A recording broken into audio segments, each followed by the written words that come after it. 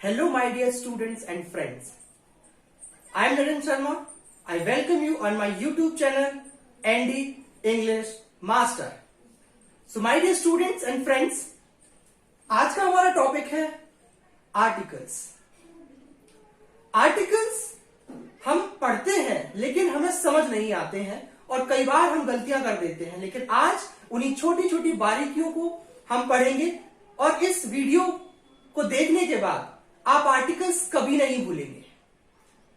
शुरू करने से पहले अगर आपने हमारे चैनल एनडी इंग्लिश मास्टर अभी तक सब्सक्राइब नहीं किया है तो कृपया सब्सक्राइब करें और इसे शेयर करें, लाइक कमेंट करें ताकि हमें पता चले कि आप हमारे YouTube चैनल से जुड़ चुके हैं।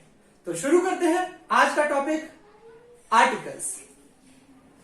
स्टूडेंट्स, आर्टिकल्स की जब हम बात करते हैं तो हमारे दिमाग पे आ जाता है ए एंड द।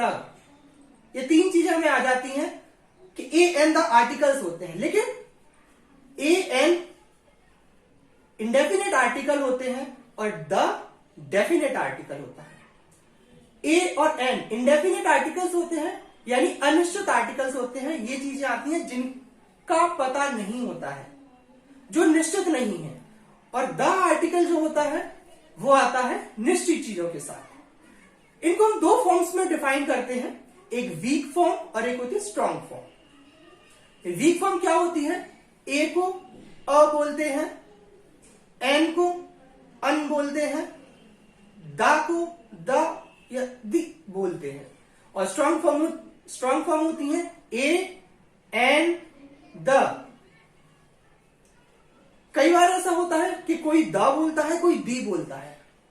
तो मैं आपको बता दूं, जब भी द का प्रयोग कॉन्सोनेंट साउंड से पहले किया जाता है, यानी ऐसा वर्ड जो कॉन्सोनेंट से शुरू हो रहा है उससे पहले करते हैं तो द का यूज करते हैं, और जब भी वोबल साउंड से पहले द का यूज होता है तो उसे दी बोला जाता है। ए एंड द के लिए मेरे पास कुछ एग्जाम्पल्स आपके लिए दिए गए हैं। जैसे अगर हम बात करें, जैसे सी सैंग अ सॉन्ग, तो ए का प्रयोग हम हमेशा कॉन्सोनेंट्स के साथ करते हैं, यानी स्वर को छोड़कर जितने भी वर्ड्स बचते हैं, व्यंजन जिन्हें बोलते हैं, उनके साथ करते हैं ए का प्रयोग। यानी ए का प्रयोग अगर हम इंग्लिश में बात करें तो ए ई आई ओ यू को छोड़कर बाकी जितने भी लेटर्स बचे हुए हैं उनके साथ ए का प्रयोग करते हैं, और एन का प्रयोग वोवल्स यानी ए ई आई ओ यू से साउंड से शुरू होने वाले शब्दों के साथ करते हैं, इनसे पहले करते हैं। इसके साथ ही मैं आपको बता दूं कि आर्टिकल्स में जो ए और एन है, इसके कुछ इंपोर्टेंट रूल्स हैं, वो हम कवर करेंगे। जैसे सबसे पहला रूल मैं आपको बता दूं, ए और एन का जो प्रयोग है ये इंडेफिनिट सिंगुलर काउंटेबल नाउन यानी अनिश्चित एक वचन कर्ता के साथ किया जाता है, जो संज्ञा होती है उसके साथ किया जाता है। और द का यूज हम singular countable noun, plural countable noun, uncountable noun के साथ करते हैं, या फिर जिन चीजों को हम पहले से जान चुके हैं या पहले जिनके बारे में बात कर चुके हैं उनसे पहले द का प्रयोग करते हैं। तो सबसे पहले ए और एन लेते हैं। ए और an indefinite singular countable noun के साथ यूज करते हैं। ए और एन का प्रयोग वोबल से पहले किया जाता है, ध्यान रखिएगा। कई बार हमसे गलती हो जाती है कि कई बार हिंदी में लिखने में और इंग्लिश में लिखने में साउंड का डिफरेंस आता है।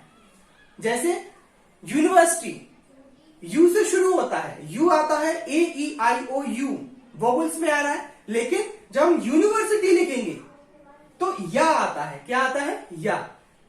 तो जब भी आपको कोई कंफ्यूजन हो तो उसे एक बार शब्द को, उस वर्ड को हिंदी में लिखकर चेक कर लें। अब या आ रहा है तो यहां पर ए का प्रयोग होगा, एन का प्रयोग नहीं होगा।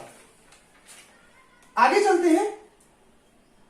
संक्षिप्त रूप एब्रिविएशन के पहले भी ए और एन का प्रयोग किया जाता है, जैसे he is A BA, but his friend is an MBA, right. दूसरा ले सकते हैं, ही is N IAS। Next rule की तरफ पढ़ते हैं। प्रोफेशन यानी व्यवसाय के पहले ए और एन का प्रयोग किया जाता है, जैसे he is an SDO, he is a carpenter. A और एन का जो मतलब होता है वो एक होता है, वन, यानी जो भी चीज एक है उसके पहले रूल्स को फॉलो करती है ए और एन का प्रयोग करते हैं। ईच और एवरी यानी प्रति व्यक्ति या पर के पहले भी हम ए और एन का प्रयोग करते हैं, जैसे कि he earns 10,000 a month.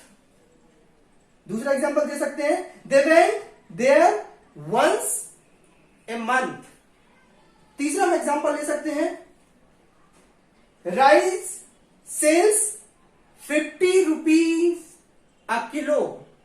Rice sells 50 rupees a kilo, right. तो प्रत्येक का अर्थ निकल रहा है यहां पर। किसी विशिष्ट व्यक्ति की विशेषता के संबंध में जब किसी अन्य व्यक्ति की तुलना की जाती है, जैसे आपको किसी में लक्ष्मीबाई, महारानी लक्ष्मीबाई नजर आ रही हैं, तो आप वहां पर आर्टिकल का यूज ए और एन का में से यूज कर सकते हैं, जैसे ही इज ए गांधी और शी इज ए रानी लक्ष्मीबाई। तो ये क्या हो रहा है, उसकी विशेषताओं के संबंध, उसमें आपकी विशेषता या नजर आ रही है किसी दूसरे पर्सन में। नेक्स्ट अगर हम बात करें तो कुछ एब्रिविएशंस हैं जिनके साथ ए का प्रयोग होता है, एन का प्रयोग होता है, जैसे as a rule, as a matter of fact, give a chance, a lot of, take an interest in cricket, take an interest in study, take a rest।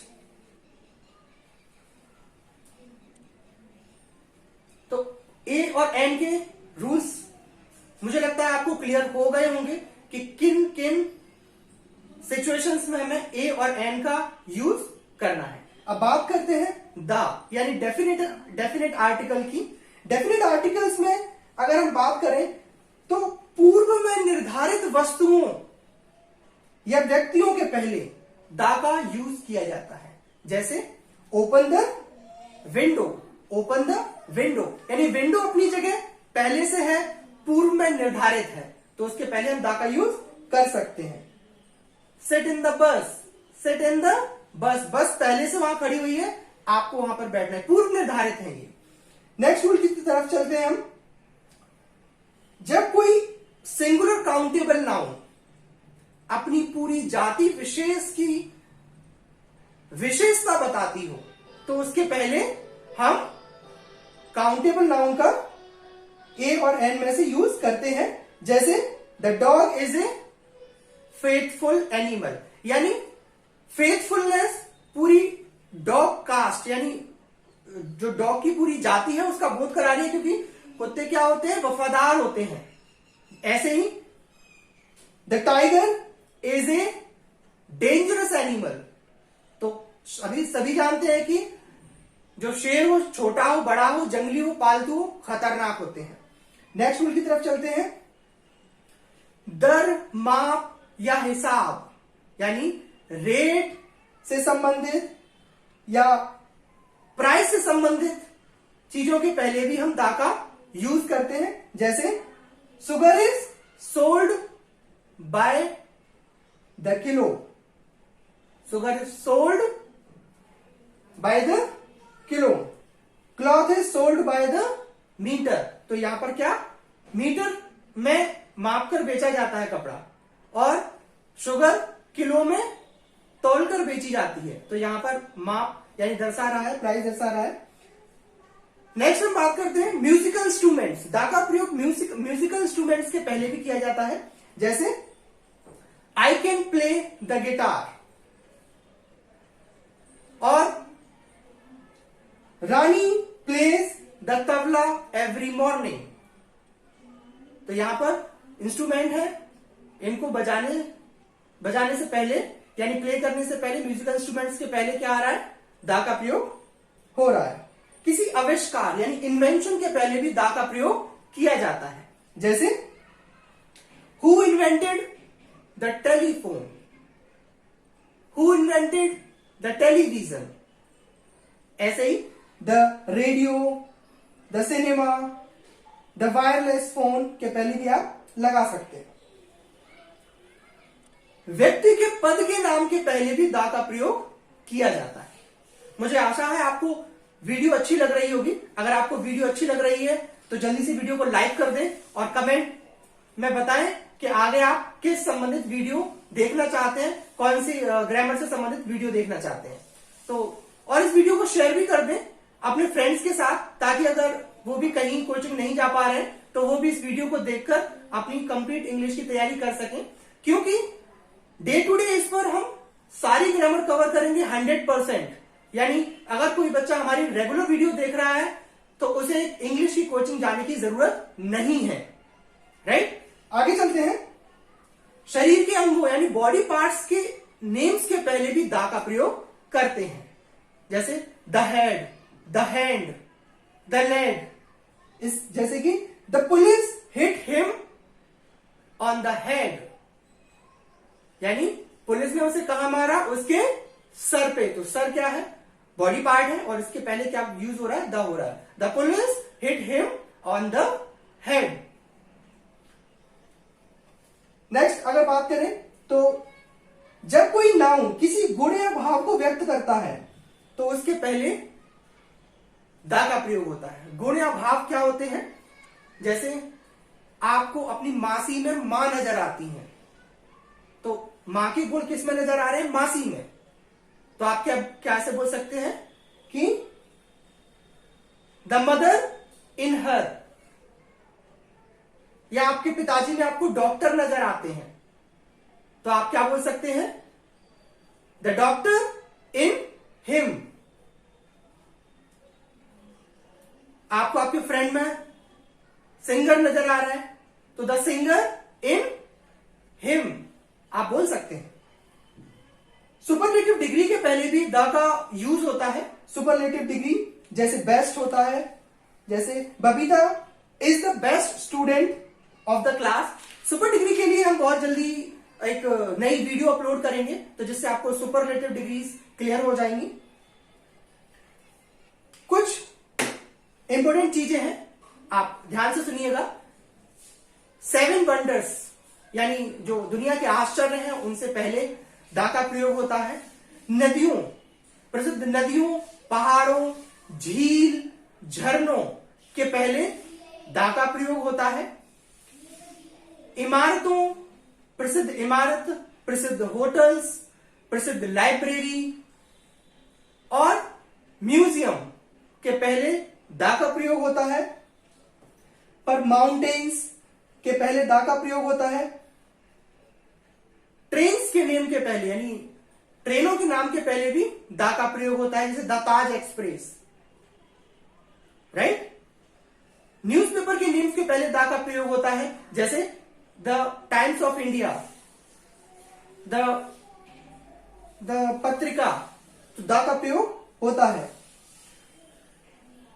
नागरिकता सूचक शब्दों के पहले भी दा का प्रयोग होता है, जैसे कि जो आपकी नागरिकता बताते हो, जैसे द फ्रेंच, द इंग्लिश यानी इंग्लिश मतलब ब्रिटिश, द इंडियंस, इंडियंस यानी भारतीय।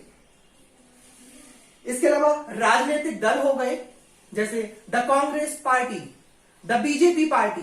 इनके दलों के नाम के पहले भी दा का प्रयोग किया जाता है। यूनाइटेड नेशंस के पहले भी दा का प्रयोग किया जाता है, जैसे यूके, यूएसए, यूएनओ, यूएसएसआर। इनके पहले भी दा का प्रयोग किया जाता है।